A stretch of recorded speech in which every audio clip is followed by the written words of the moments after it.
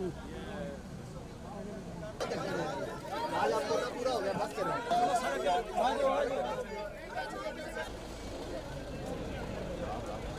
आज एक और स्याह दिन है पाकिस्तान की तारीख का। मैं समझता हूँ अदालती उनकी ज़मानत हुई थी, मचल के उनके दाखिल हुए थे।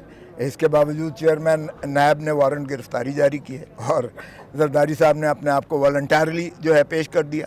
हालांकि हमारी ख्वाहिश थी कि जब अदालती फ़ैसला हो आपके हक़ में है और आपकी ज़मानत पर हैं आप, तो चेयरमैन नायब को तो कोई इख्तियार है ही नहीं कि वारंट गिरफ्तारी बिला ज़मानत इशू करे। और ये नहीं कि वो अदालती फ़ैसला जो है वो किसी उनकी गैर हाज़िरी में हुआ था, नोटिस हुआ था उनको। नायब के चेयरमैन को नोटिस होकर उनकी समाअत के बाद उनके वकला ने दलाइल दिए, बहस की।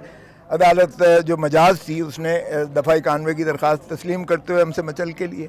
तो इसका मतलब यही हुआ कि हम तो ज़मानत पर थे, लेकिन इसके बावजूद अगर उन्होंने किया है तो बाहर कैफ हमारे पास कानूनी जो ऑप्शंस हैं बाद गिरफ्तारी के भी होगा और इंशाअल्लाह हम जो नालिश होगी जहाँ करेंगे।